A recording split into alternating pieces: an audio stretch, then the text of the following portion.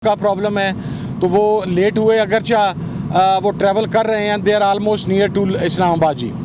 दूसरी चीज़ ये कि देखें, हम इस बात के ऊपर बहुत क्लियर हैं और ये खान साहब ने आज दोबारा ये बात कही कि 9 मई और 26 नवंबर का मैसेकर, हमारा नुक्ता नज़र ये है कि आप लोग रिस्पॉन्सिबल हैं, दूसरा फ्रीक रिस्पॉन्सिबल है।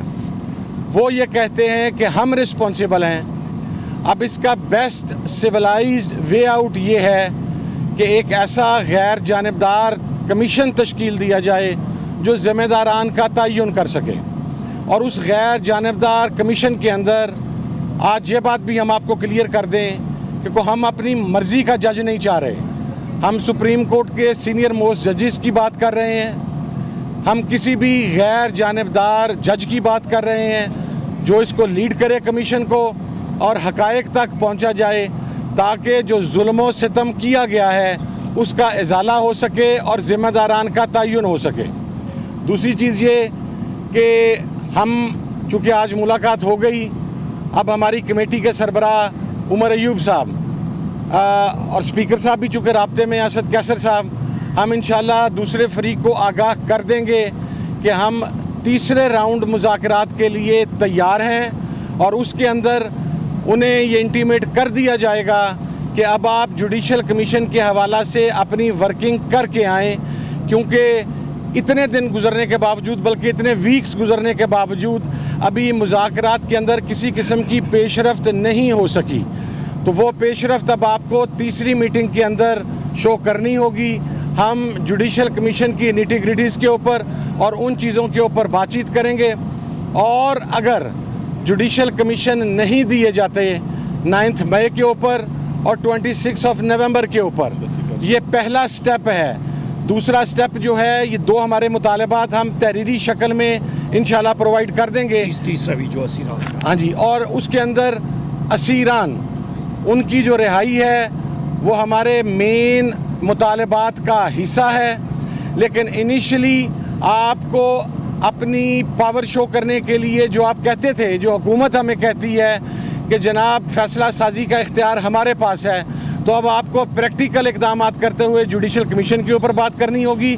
और अगर जुडिशल कमीशन नहीं बनता तो फिर मुज़ाकरात का सिलसिला आगे नहीं चल सकेगा। हमारी फ़ाइनल डेट 31 जनवरी ही है जो कट ऑफ है, और ये इंतहाई माकूल मुतालबात हैं। देखें, किसी भी महज़ब माशरे के अंदर, सिविलाइज्ड डेमोक्रेटिक सोसाइटी के अंदर ये चीज़ सबसे अहम होती है कि आप किसी भी मामले की इंक्वायरी किसी गैर जानिबदार फ़र्द या कमीशन से करवाएं। हमारा को मुतालबा इस किस्म का नहीं है जो ना माने जाने वाला हो, और ये सबसे आसान मुतालबात हैं। हमें तो आज तक इस चीज़ की समझ नहीं आई कि अगर आप समझते हैं कि हम रिस्पॉन्सिबल हैं तो लाएं वो CCTV फुटेजेस, वो जुडिशल कमीशन के आगे रखें, तयन करें ज़िम्मेदारान का, ताकि उसके ऊपर ना फिर हमें एतराज़ हो ना आपको एतराज़ हो। लेकिन किसी का हैंड पिक्ड फ़ैसला हमारे लिए किसी सूरत में काबिल कबूल नहीं होगा। दूसरा, हमारे जितने भी असीरान हैं जो जेलों के अंदर हैं, और जो असीरान मिलिट्री कोर्ट के अंदर थे, उनको जिस जुल्म व सितम का निशाना बनाया गया, उनको जिस टॉर्चर का निशाना बनाया गया, उसके ऊपर भी खान साहब ने वाज़ह हदायत जारी कर दी हैं। हम ह्यूमन राइट्स के अंदर इस मामले को इंशाल्लाह उठा रहे हैं। ये मामला ह्यूमन राइट्स का है।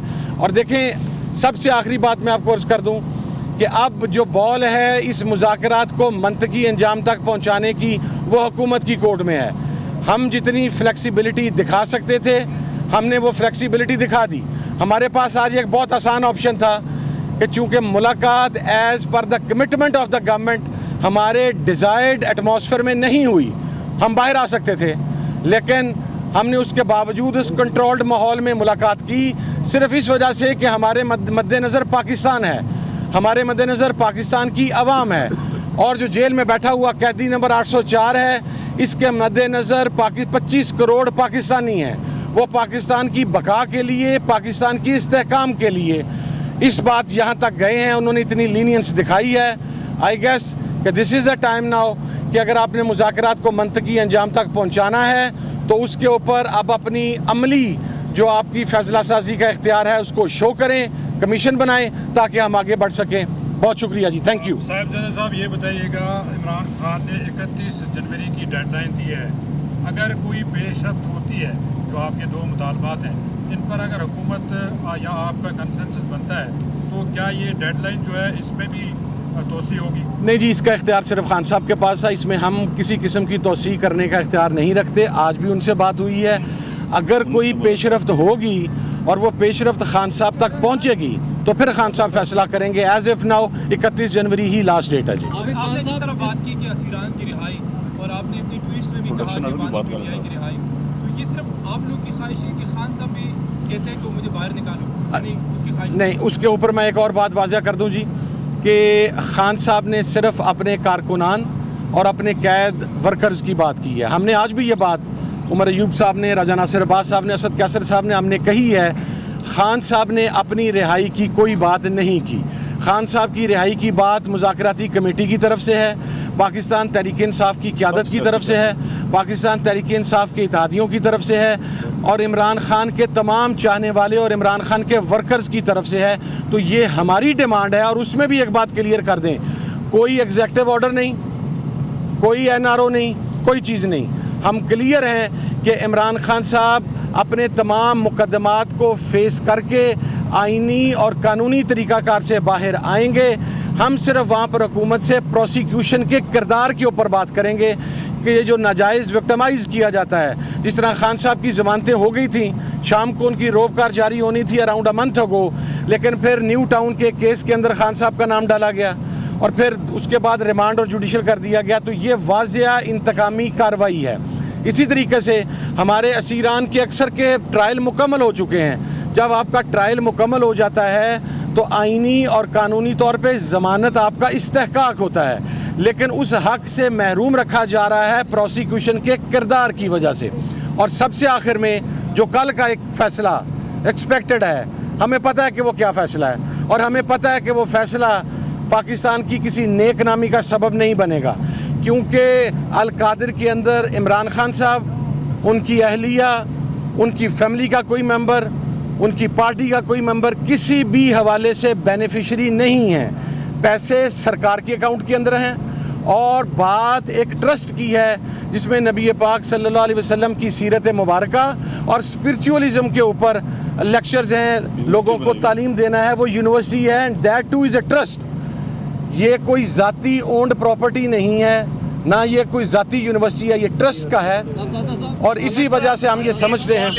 चौधरी साहब के प्रोडक्शन ऑर्डर्स, दो नुकाती चार्टर ऑफ डिमांड हुकूमत को मुज़ाकरात के तीसरे दौर के लिए देने जा रहे हैं।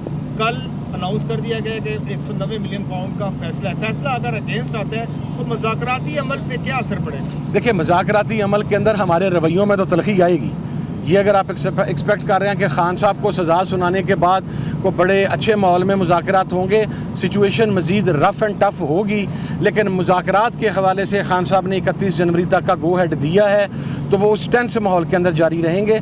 और उन मुतालबात के अंदर असीरान के हवाले से मैं एक बात कर दूँ, हमारे इजाज़ चौधरी साहब जो हैं वो इस वक्त जेल के अंदर हैं, सेनेट का इजलास है, उनके प्रोडक्शन ऑर्डर भी फौरी तौर पर जारी किए जाएँ ताकि वो आके इजलास अटेंड कर सकें। जो आप अपने मुतालबात लेकर जा रहे हैं, क्या उस पेपर पर इमरान खान के भी दस्तखत मौजूद है? नहीं, जब इमरान खान साहब ने उमर अयूब साहब की सरबराही में एक कमेटी बना दी, उसको मैंडेट दे दिया, तो फिर कमेटी के अरकान और कमेटी के सरबराह के सिग्नेचर मौजूद होंगे ना। इमरान खान के सिग्नेचर उस पर क्यों रिक्वायर्ड है? ये चीज़ मान ली जाए कि फैसले का इख्तियार उमर अयूब साहब के पास है।